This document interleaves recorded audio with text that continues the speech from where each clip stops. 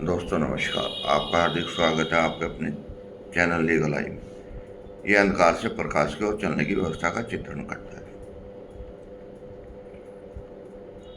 आज हम विचार करेंगे कि चरित्र क्या है और इसकी आवश्यकता क्यों पड़ी और इसका समाधान क्या है। अब समस्या सबसे बड़ी आती है कि देश काल और परिस्थिति के अनुसार चरित्र बदलता जाता है। अगर एक बच्चे का पालन पोषण हिंदू धर्म में हुआ है और वो मैच्योर हो चुका है, शादी लायक हो चुका है, तो उसके लिए धर्म की परिभाषा ये है कि वो एक स्त्री से प्रेम करे और उसी से शादी करे। लेकिन मुसलमान बाहुल्य क्षेत्र में पैदा होने वाले बच्चा कहता है मैं 4 शादी तक जायज है क्योंकि उनकी धर्म की व्यवस्था यही है।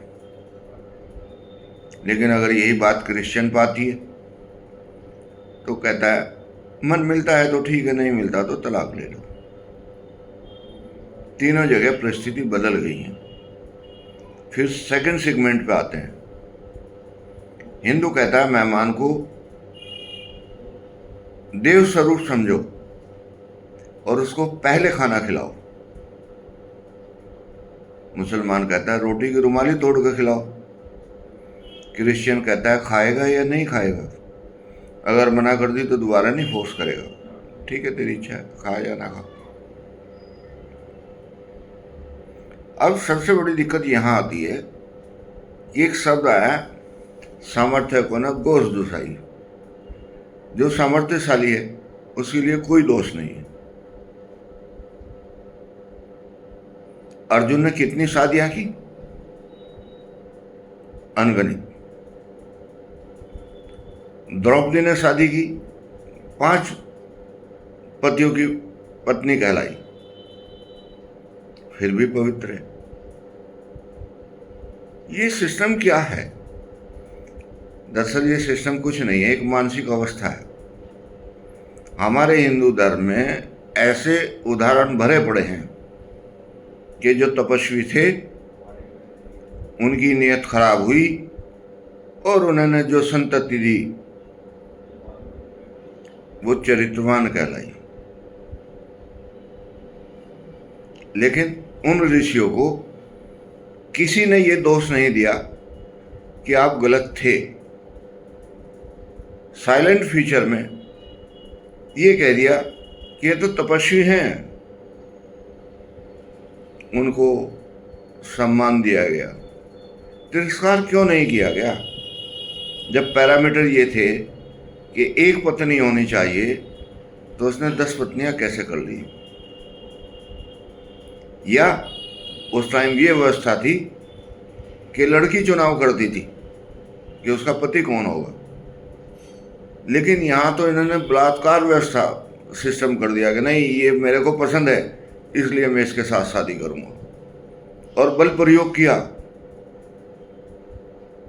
और फिर उसको छोड़ दिया।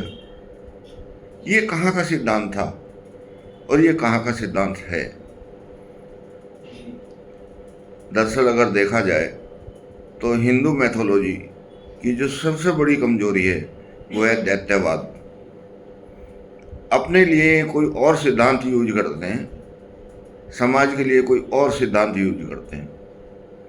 अपनी कमियों पर पर्दा डालने के लिए ये देवत्व का सहारा लेते हैं कि ये देव हैं, बाकी जो जीवन है, मनुष्य जीवन, वो कीड़ा मकोड़ा है इनके दृष्टिकोण से।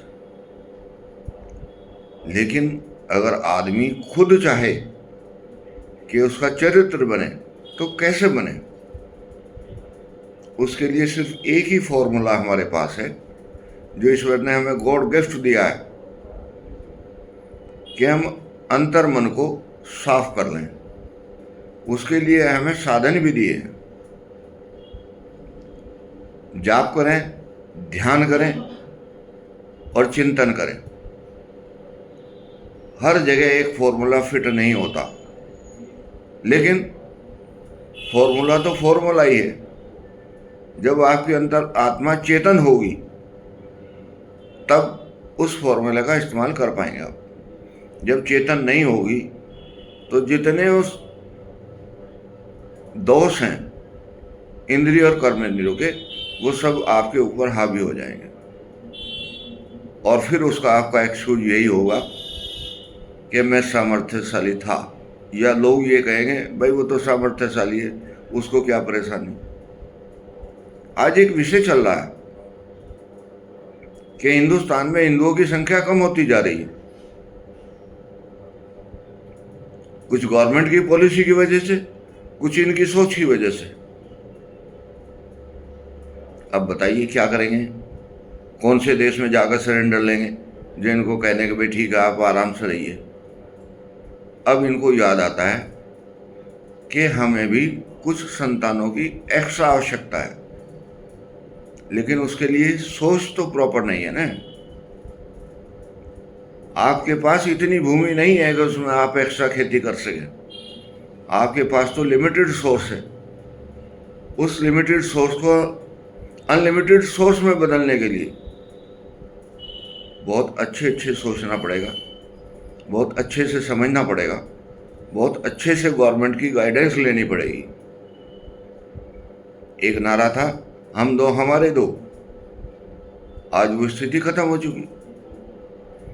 आज अगर हम एक धर्म के हिसाब से देखते हैं तो हिंदुस्तान में हिंदुओं की संख्या घटती जा रही है, दूसरे धर्म इसके ऊपर हावी होते जा रहे हैं और बलपूर्वक अपने को स्थापित करते जा रहे हैं। इसके लिए आपको कुछ नहीं करना, सब ऐसे ही बदलते रहेंगे, ऐसे ही संसार बदलता है।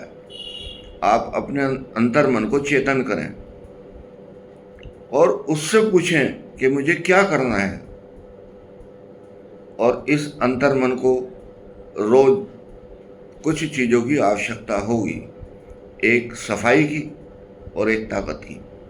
इसके लिए हिंदू मैथोलॉजी में इतने अच्छे मंत्र दिए हैं, जिसको जो भी समझ में आ जाए उसका प्रयत्न करें, ध्यान करें, जाप करें और चिंतन करें। नमस्कार।